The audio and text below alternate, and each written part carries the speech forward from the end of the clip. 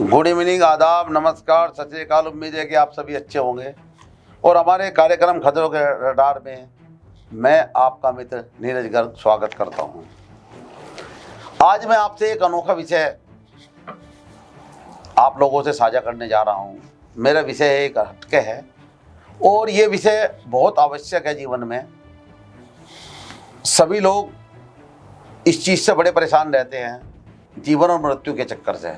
तो मेरा विषय आज यही है, जीवन और मृत्यु का चक्र। आप सभी को ये पता है कि जीवन है तो मृत्यु अवश्य है। मृत्यु के भय से सभी लोग भयभीत रहते हैं। तो जो हमने अनुभव किया है, जो मैंने अनुभव किया है, वह मैं आपको इस एपिसोड के माध्यम से आपके भय को दूर करने की कोशिश करूँगा और जीवन की जो सच्चाई है उससे मैं आपको जीवन की जो सच्चाई उस है जो मैं अपने नज़रिए से देखता हूँ उससे आपको रूबरू कराऊंगा, उससे आपको अवगत कराऊंगा। आज का हमारा एपिसोड बिल्कुल ही इस मामले में अलग है। आपको जीवन जीने के ढंग और रहस्य, सबके जीवन जीने का ढंग अलग अलग है। सभी मनुष्यों का, जितने भी मनुष्य हैं, सभी की सोच एक सी नहीं होती, सभी की सोच अलग अलग है। तो मनुष्य, मैं शुरू करता हूँ। मेरा मानना यह है कि मनुष्य के पास क्या है, मनुष्य के पास क्या है जो मौत तुमसे छीन लेगी। और भाई, ऐसा तुमने जीवन में क्या पाया है, ऐसा तुमने क्या अचीवमेंट किया है इस दुनिया में आने के बाद कि जो मौत आपसे लूट लेगी। और तुम ऐसा भी क्या कर रहे हो कि जो मौत तुम्हारे बीच में आकर बाधा डाल देगी। आप गौर से सोचना, आपने जीवन में ऐसा क्या पाया है जो मौत आएगी तो आपसे छीन लेगी। आपने ऐसा जीवन में क्या कमाया है जो मौत आएगी तो आपसे लूट लेगी। और ऐसा आपने क्या कमाया, क्या कर रहे हो ऐसा कि जो मौत आई तो आपका वो कार्य छूट गया और आपके जीवन में बाधा डाल देगी। सुबह आप उठते हो, डेली सभी लोग उठते हैं, सुबह उठते हो, रोजी रोटी कमा ली, शाम को फिर लौट के आए, फिर अगले दिन सुबह उठे, फिर कोल्लू की बैल की तरह गए, पिलने लगे और पिलने के बाद में फिर वापिस आ गए। तो आप क्या ऐसे ही जिंदगी समझते हैं? आप सोच के देखना।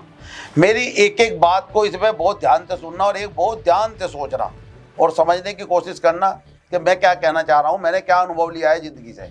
ये मैं आप सबसे साझा करना चाह रहा हूँ कि आप कोल्हू के बैल की तरह फिर दौड़ने लगे, फिर उसी चक्कर में चले। आपने जितना तेल पीस रहा था पीसा, फिर वापस आ गए, घर में आए, खाना खाया, सो गए, सुबह फिर उठे, फिर चल दिए। अब आप ये समझते हो कोल्हू के बैल की तरह जो आप चल रहे हो, ये काम कर रहे हो, कमा रहे हो, ये कर रहे हो, क्या मौत, इस कार्य के करने से मौत रुक जाएगी? नहीं रुकेगी। तो आप इतना डरे हुए क्यों रहते हो? हमेशा हर मनुष्य मौत के डर से डरा रहता है, कोई भी हो चाहे वो। तो क्यों डर रहते हो? सच में तो यह है, अगर तुम जिंदगी को गौर से देख लो तो कहोगे धन्यवाद मौत तेरा, तू आ गई। और तू ना आती तो हम तीरते ही रहते, कोल्हू का बैल की तरह चलते रहते, न जाने कितना तेल हमें फेरना पड़ता और परिणाम कुछ भी ना होता। परिणाम तो कुछ है ही नहीं इसका, और हाथ कुछ ना लगता आपका। आप खाली हाथ आए हो और खाली हाथ ही जाते, खाली हाथ ही आते और खाली हाथ ही जाते हो। परंतु बीच में आप लोग इतना शोरगुल मचा लेते हो, इतना कुछ करते हो कि यह सब पे इतना भारी पड़ता है कि न जाने कितने झगड़े, कितने उपद्रव, कितनी आपदापी, रोज व्यवसाय में किसी से घरना, किसी को मारने पे उतारू लोग हो जाते हैं। ये मैंने देखा है। संपत्ति, कथा कथित संपत्ति को जमा करने में लोग लगे रहते हैं और तुमने इसे अपना स्वार्थ बना लिया है और तुमने अपने स्वयं को इसका अर्थ बना लिया है। जो आप ये झगड़े वगैरह करते हो, इसे अपना स्वार्थ बना लिया और इसको आपने जिसे आपने अपनी संपत्ति समझा है, और वही आपकी सबसे बड़ी विपत्ति है।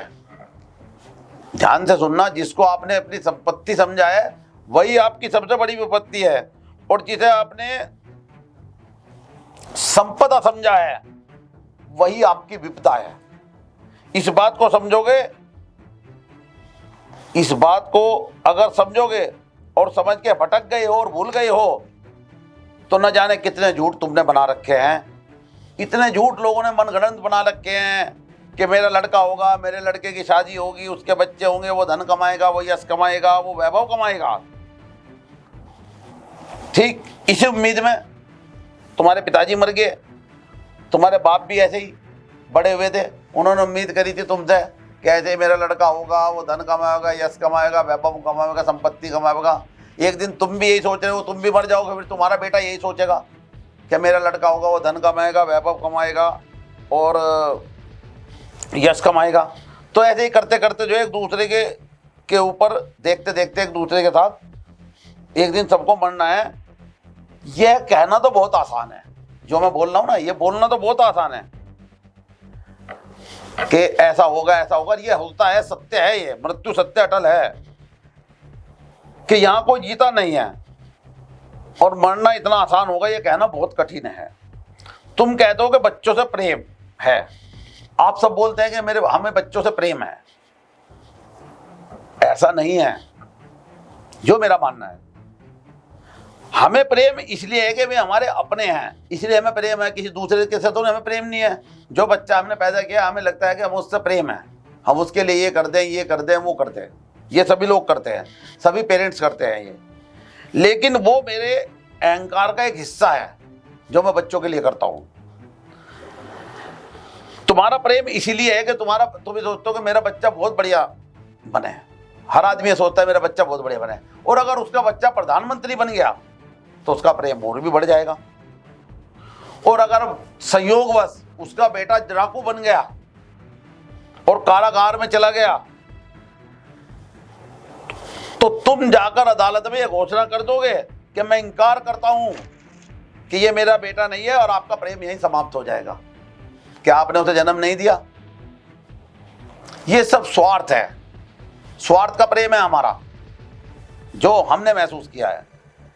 तुम्हारा प्रेम ही तुम्हारा अहंकार है, और प्रेम भी इतने दूर तक है कि जहां अहंकार को सहारा मिलता है, सम्मान मिलता है और सत्कार मिलता है। इस प्रेम के अनुभव के कारण लोगों की बातें जच जाती हैं कि प्रेम पाप है। मृत्यु को ठीक से समझो, बाद में आपके जीवन में ही क्रांति आएगी, क्रांति होगी। मृत्यु को अगर आपने ठीक से समझ लिया तो आपके जीवन में ही क्रांति होगी। अगर तुम्हें पता चल जाए कि आज शाम तुम्हें मर जाना है, आप लोग सपोज कीजिए कि आपको आज पता चल गया कि आज शाम को मेरी मृत्यु निश्चित है, तो क्या तुम्हारा वही व्यवहार रहेगा? तुम अपनी दुकान पर कल की भांति ही जाओगे और जाकर वहां पर कल की भांति ग्राहकों का शोषण करोगे? जैसा आपने कल व्यवहार किसी से किया था पैसे कमाने में, जैसी तुम्हारी पकड़ कल थी, क्या वह आज होगी? यह क्षण भर की बात है, क्षण भर पहले की बात थी कि किसी का भवन देख के आपको ईर्ष्या होगी रास्ते में, किसी की गाड़ी देख के, चलती हुई गाड़ी राह में जो आपको मिलेगी वो आपका मन मोहित कर देगी? नहीं, सब कुछ आपका बदल जाएगा। तुम्हारे जीवन का सारा अर्थ बदल जाएगा, तुम्हारे जीवन का सारा प्रोग्राम बदल जाएगा, तुम्हारे जीने का ढंग बदल जाएगा और तुम्हारी शैली बदल जाएगी उस दिन। यदि आपको आज पता चल जाए कि मेरी मृत्यु शाम को है, और मुझे आपको पता चले उससे पहले मेरा एक दुश्मन है, मुझे उसे मारना था, और उसके बाद आपको पता चले कि मेरी मृत्यु आज है, आज होनी है निश्चित, तो आप जाकर उसके पैर पकड़ लोगे, भाई मुझे तो बनना ही है, मैं आपको नहीं मारने का। तो ये आपके जीने का ढंग, जीने की शैली सब कुछ बदल जाए। लेकिन हमें किसी को नहीं पता है, जैसे कि किसी को नहीं पता होता कि जीवन कब होगा और मृत्यु कब होगी। ये दो चीज़ ऐसी हैं, किसी को नहीं मालूम कि जीवन कब होगा, कब आपको का जन्म होना है और कब आपकी मृत्यु होनी है। मनुष्य को एक भ्रम रहता है हमेशा, अभी हम लोग भी इसी भ्रम में रहते हैं। हम पिछला, कोई लोग मानते हैं, सभी लोग साधु महात्मा बहुत लोग बताते हैं कि हम पिछले जन्म के कर्म भोग रहे हैं, और जो इस जन्म में करेंगे वह अगले जन्म में भोगेंगे। सभी के अलग अलग मत है इस बारे में। लेकिन मेरा ये मानना है, अगर आग आपके पास आज लगी है तो आप अभी तो जलोगे। अगर आपके पास आग आज लगी है तो ये थोड़ा ही कि आप अगले जन्म में जाके मरोगे उस आग से, आप अभी जलोगे, ये प्रत्यक्ष है। पानी में अगर डूब रहे हैं अभी, तो ये थोड़ा ही है कि अब आग लग रही है में जाके आप मरोगे, अभी मरोगे। और फल आपको अगले जन्म में मिलेगा ऐसा नहीं है। जो हम सोचते हैं कि ये कर्म कर रहे हैं, ये फल हमें अगले जन्म में मिलेगा, नहीं। अगले जन्म में तो पछताओगे। इतना फासला कार्य और कारण में आप अगर इतना आकलन आपको मालूम होता, तो जिस क्षण आप बुरा करते हो उस क्षण आप बुरा नहीं कर पाते। अगर आपको इतना आकलन पता होता तो जिस क्षण आप बुरा कर रहे हो आप बुरा नहीं कर रहे थे। क्षण भर की जिंदगी है, अब गए तब गए। फिक्र करते हो घर और परिवार के, मित्रों की, परिजनों की। एक ही बात की फिक्र करो कि तुम अपना गीत गा के जाओगे, अपना नृत्य नाच कर जाओगे, तुम अपनी सुगंध बिखेर कर जाओगे। मरते समय तुम्हें यह अपराध भाव न लगेगा। मैंने अपने आप को ये लगेगा कि मरते समय कि मैंने अपनी जिंदगी अपने ढंग से जी है। बस यही सिद्धि करते मरते समय तुम्हें बहुत आनंद देगी, अगर आपने अपने जीवन को अपने ढंग से जिया कि जैसा मुझे जीना था मैंने ऐसा जिया, जो मुझे करना था वो मैंने किया, और न किसी के सामने झुका और न समझौते किए, अपनी मौज मस्ती में रहा। जरूर बहुत कठिनाई मेरे को आई है, परंतु उसमें भी मैं अपनी राह से कभी नहीं डिगा। अब एक और हमारे यहाँ मिथ्या है जो मैं दूर करना चाहता हूं, जो मैंने महसूस की है। हम लोग मंदिर जाते हैं, मंदिर में जाने के बाद में हम क्या करते हैं? भगवान के सामने खड़े होते हैं, धन पद प्रतिष्ठा हम मांगते हैं। तो मेरा मानना है कि आपने ये सब चीज मांग के, धन दौलत ऐश्वर्य प्रतिष्ठा, प्रभु का बहुत अपमान किया है, परमात्मा का बहुत अपमान किया है। आप गौर से सोचना इस बात को। परमात्मा के सामने आपने धन मांगा तो अर्थ समझे, अर्थ हुआ कि धन परमात्मा से बड़ा हो गया। परमात्मा साधन बना रहे हैं, धन मांगने में आपने पद मांगा, प्रतिष्ठा मांगी और बेटा बेटी मांगे आपने भगवान से, नौकरी मांगी, तो आपने परमात्मा का फिर बहुत बड़ा अपमान किया। वो कैसे? तुम्हारी प्रार्थनाएं जो आप करते हो उससे परमात्मा अपमानित होकर आपको कुछ नहीं दे सकता।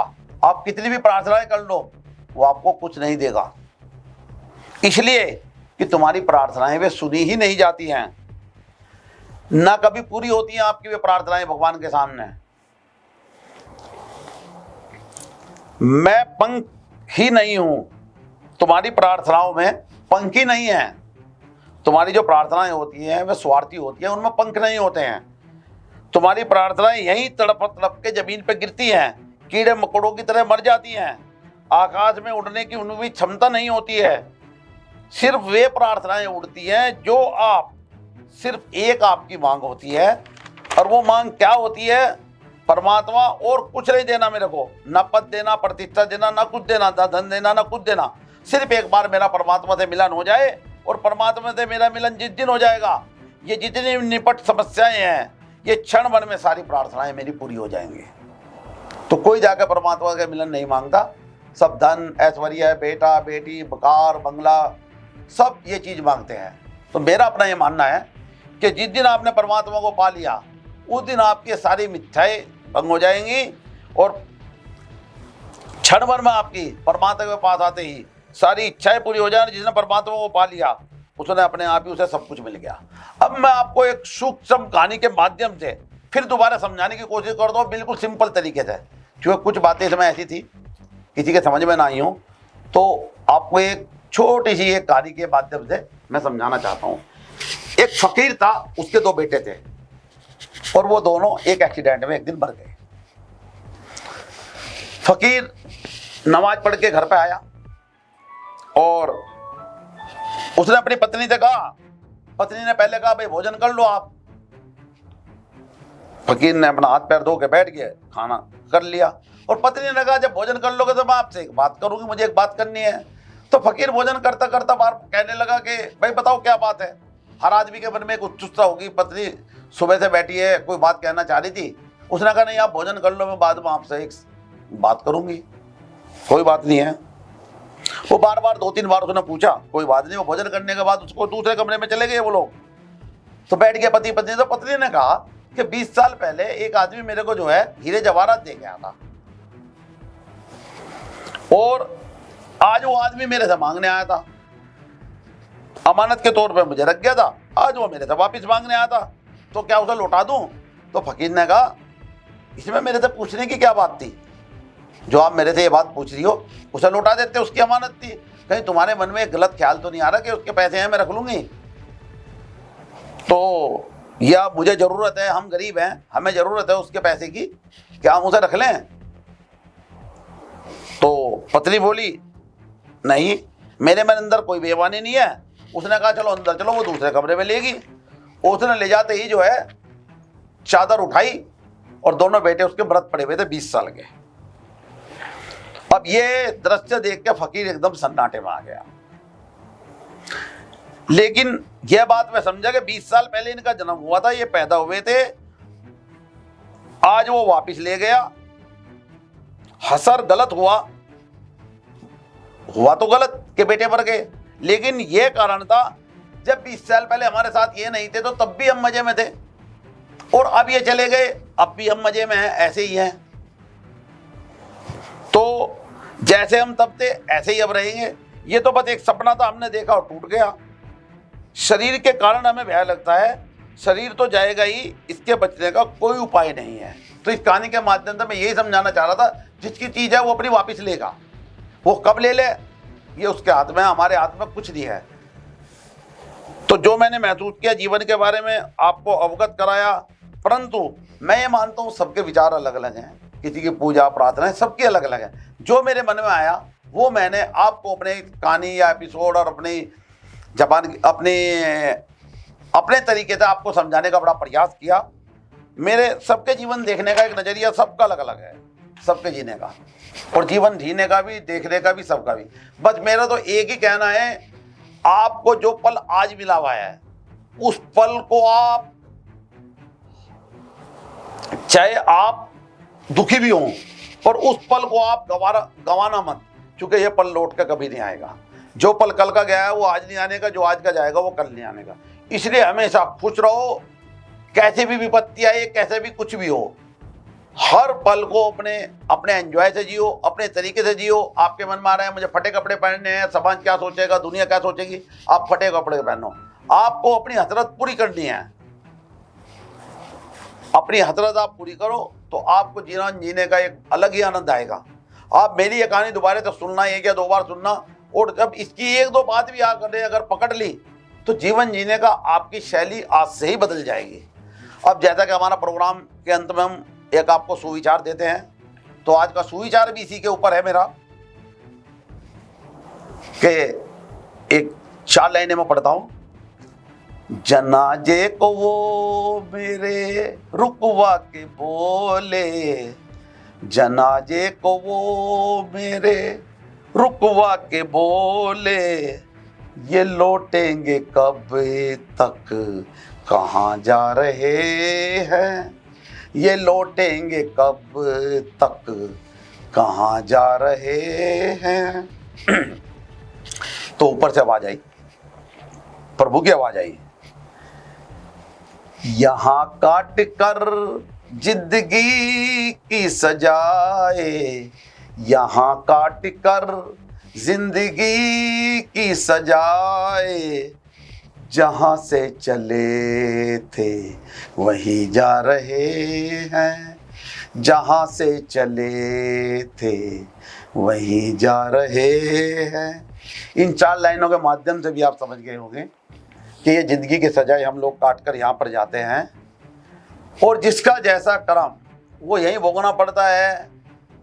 चूँकि कोई भी आदमी स्वर्ग गया नरक गया, किसी ने आके ये नहीं बताया कि वो कहाँ गया है और वहाँ क्या है, किसी को कुछ नहीं पता है।